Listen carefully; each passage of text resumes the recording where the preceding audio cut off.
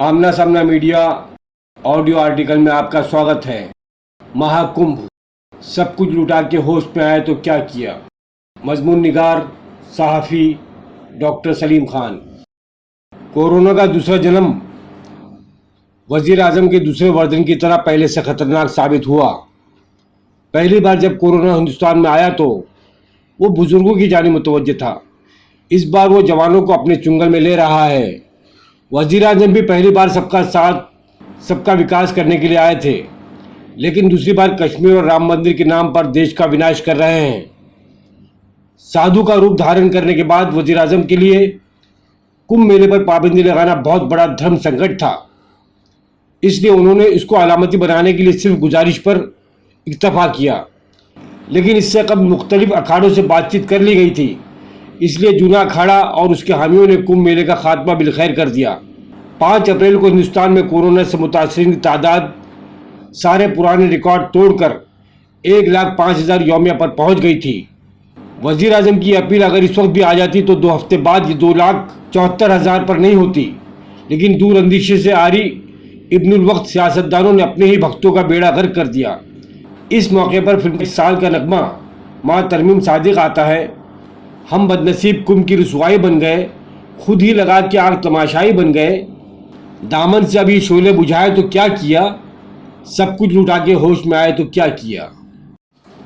आज हालात यह है कि कौमी दारुल हुकूमत में दिल्ली सरकार ने एक हुक्मनामा जारी करके हरिद्वार के कुंभ मेले से वापस आने वाले तमाम अफराद की खातिर 14 दिन का क्वारंटीना लाजमी कर दिया गया है। इसी के साथ उन्हें अपनी तफसीलात मसलन नाम, दिल्ली का पता, फ़ोन नंबर, शनाख्ती कार्ड, जाने और आने की तारीख वगैरह सरकारी पोर्टल पर अपलोड और लिंक करना लाजमी कर दिया है।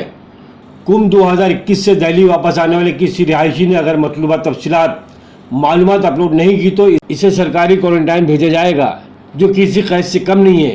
दिल्ली के जिला मजिस्ट्रेट ऐसे लोगों की रोज़ाना की बुनियाद पर ट्रेसिंग यानी निगरानी को यकीनी बनाएंगे। ये कोई तौहीन नहीं बल्कि ज़रूरी एहतियात है। बीजेपी के अमित मालवीय ने हक़ नमक अदा करते हुए ट्विटर पर लिख दिया कि दिल्ली में ना तो इंतखाब है और ना कुंभ मेला, फिर भी कोरोना से मुतासरीन की तादाद बढ़ रही है क्योंकि वहाँ एक नाअहल वज़ीर आला बरसर इक़्तिदार है। अमित मालवीय को पता होना चाहिए कि दिल्ली का वज़ीर आला नाअहल नहीं बल्कि एक दयानतदार रहनुमा है। उसके नज़दीक आवाम की सेहत और सलामती को इक़्तिदार और नामवरी पर फ़ौक़ियत हासिल है।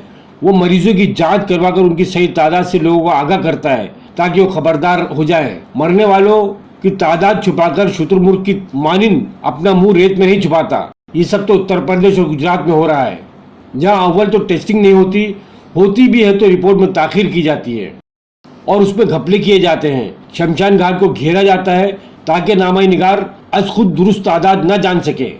गुजरात के जामनगर में संदेश नामे अखबार के एक साफ़ी ने अस्पताल से शमशान जाने वाली 63 लाशों को गिना और इंतजामिया ने अगले दिन बताया कि कोरोना से एक भी मौत वाकई नहीं हुई। उत्तर प्रदेश का और भी बुरा हाल है। लाश को कूड़ा गाड़ी तक में भरकर शमशान पहुंचाना पड़ रहा है। जलाने के लिए लखनऊ जैसे शहर में लकड़ियां कम पड़ गई है। बिजली के शमशान में 12 घंटे का इंतजार लग गया है। इसके बावजूद कोरोना से महलूकीन की तादाद नहीं बढ़ती।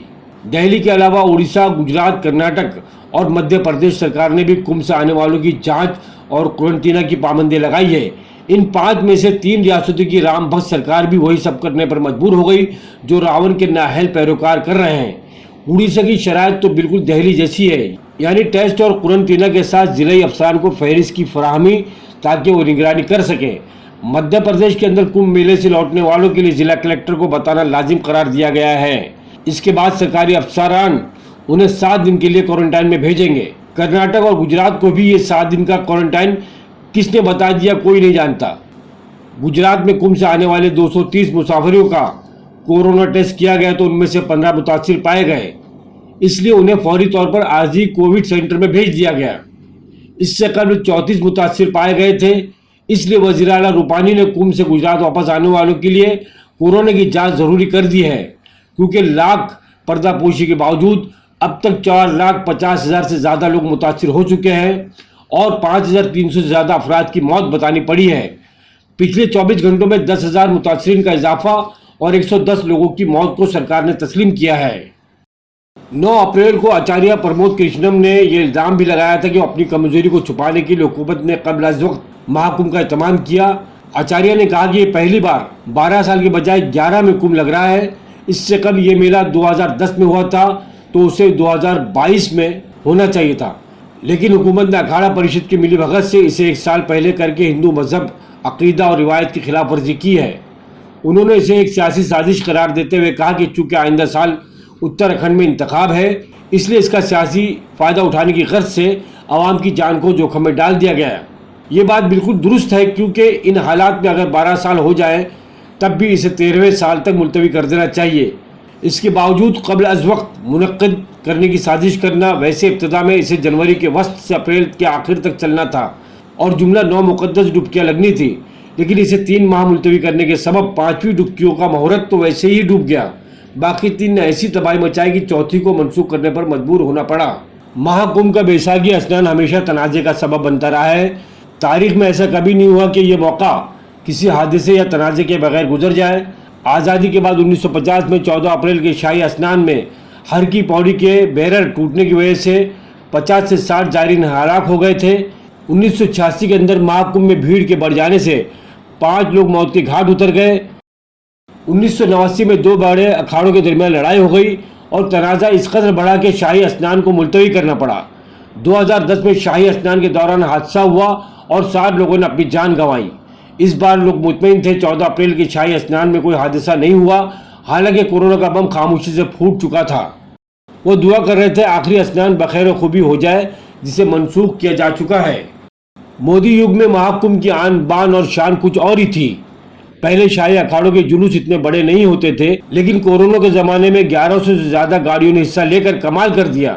इस महाकुंभ में दुनिया की सबसे बड़ी मशाल भी रोशन की गई, जिसको गिनीज बुक ऑफ रिकॉर्ड में दर्ज कराने की तैयारी चल रही थी कि कोरोना के फैलने का आलमी रिकॉर्ड खुद बन गया।